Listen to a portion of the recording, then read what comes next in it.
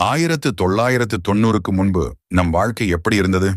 காலை எழுந்ததும் பசும்பால் வாங்க அப்பா வரிசையில் நின்றிருந்தார்.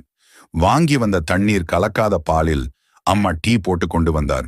குடும்பத்துடன் அமர்ந்து டீ குடிப்பதை கூட அவரவர் முகத்தை பார்த்து ரசித்து குடித்தோம். ஆர்ப்பாட்டமே இல்லாமல் நாம் அனைவரும் தொலைவில் உள்ள பள்ளிகளுக்கு கூட நடந்தே சென்றோம். ஆசிரியரின் மீது மரியாதையும் பயமும் இருந்ததே தவிர ஒரு நாளும் ஆசிரியரை தரக்குறைவாகவோ இழிவாகவோ ஒரு மாணவனும் நினைத்ததில்லை. பள்ளி முடித்து வீட்டுக்கு வந்ததுமே பையை தூக்கி போட்டுவிட்டு தெருவில் கும்பலாக விளையாடினோம். விளையாட்டில் கூட ஆங்கிலம் கலக்காத தமிழ் நம் அனைவர் நாவிலும் வீரியமாக தோற்றியிருந்தது. மாலை 4 மணிக்கு மேல் நம் அக்கா தங்கைகளுக்கு அம்மா அழகாக சடை போட்டு விட்டார். உதிரியாக வாங்கிய பூக்களை மல்லி மற்றும் பிச்சிப்பூ வாழை நாரால் சிறு சிறுக கட்டி அதை அக்கா தங்கைக்கு அம்மாவே தன் கையால் குத்தி அழகு பார்த்தார். மாலையில் நம் தாத்தாவும் அப்பாவும் ஒன்றாக அமர்ந்து தூர்தர்ஷனில் செய்திகள் பார்த்தார்கள். வெள்ளிக்கிழமையன்று குறைந்தபட்சம் 10 பேராவது ஒன்றாக அமர்ந்து இரவு ஒளியும் பார்த்தோம். அம்மாக்களுக்கு அன்று சீரியல் என்றாலே என்னவென்று பொருள் தெரியாமல் வீட்டு வாசலில் அமர்ந்து நம் விளையாடுவதை வேடிக்கை பார்த்தனர். ஊற வைத்த அரிசியை ஆட்டுக்கல்லில் போட்டு அம்மா இட்லிக்கு மாவை அரைத்தார். அதிகபட்ச அப்பாக்களுக்கு சிகரெட் மற்றும் குடிப்பழக்கம் இல்லாமல் இருந்தது. ஞாயிற்றுக்கிழமை மதியம் தூர்தர்ஷன் மாநில மொழி திரைப்படத்துல தமிழ் படம் வராதா என ஏங்கி இருக்கிறோம். ஞாயிறு மாலை டிவியில் திரைப்படம் பார்ப்பதால் தெருவில் காக்கைகள் கூட பார்க்க முடியாத சூழ்நிலை இருந்தது. ஞாயிறு பார்த்த படத்தை பற்றிய விவாதம் திங்களன்று பள்ளி நண்பர்களிடத்தில் தொடர்ந்து கொண்டே இருந்தது. உறவினர்கள் வீட்டிற்கு வந்தால் அவர்களுக்காக வாங்கிய குளிர்பானத்தில் நமக்கும் கொஞ்சம் தருவார்கள் என காத்து கொண்டிருந்தோம். தீபாவளி, ரம்ஜான் என பண்டிகை காலங்களில் புது துணி எடுக்க குடும்பத்தின் ஒன்றாக சேர்ந்து போனோம்.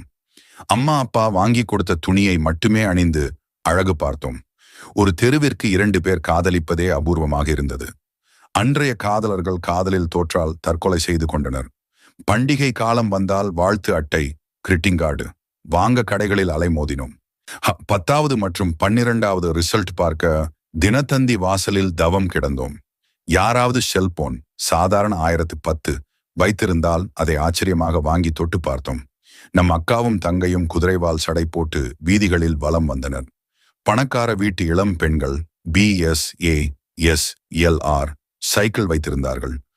10ல் குறைந்தபட்ச 8 வீட்டில் உள்ள குழந்தைகளிடம் உண்டியல் பழக்கம் இருந்தது. போன கரண்ட் திரும்ப வந்ததும் கைத்தட்டி ஆரவாரப்படுத்தினோம். வருடத்திற்கு ஒரு முறை குடும்பத்துடன் சினிமாவுக்கு போவதே பெரிய விஷயமாக இருந்தது. வீட்டில் யாருக்காவது திருமணம் நடந்தால் கிடைக்காத ஏதோ ஒரு அபூர்வ பொருள் கிடைத்தது போல் மிகுந்த மகிழ்ச்சியுடன் காணப்பட்டோம்.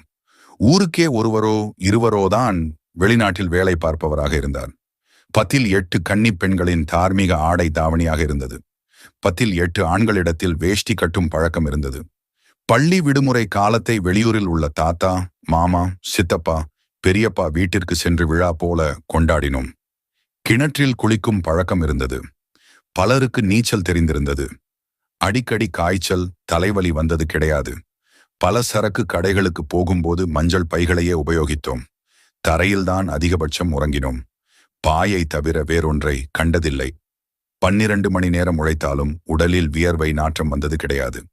இவை அனைத்தையும் விட அப்பா அம்மா சொல்படி கேட்டு அனைவரும் நடந்தோம். உலகிலுள்ள அத்தனை வசதிகளும் அருகிலே இருந்தால் கூட இன்று இவற்றில் ஒன்று கூட சாத்தியமில்லை. பழைய பொக்கிஷங்கள் ஒன்று கூட கிடைக்கப் போவதில்லை. அன்றைய வாழ்நாள்தான் சொர்க்கம்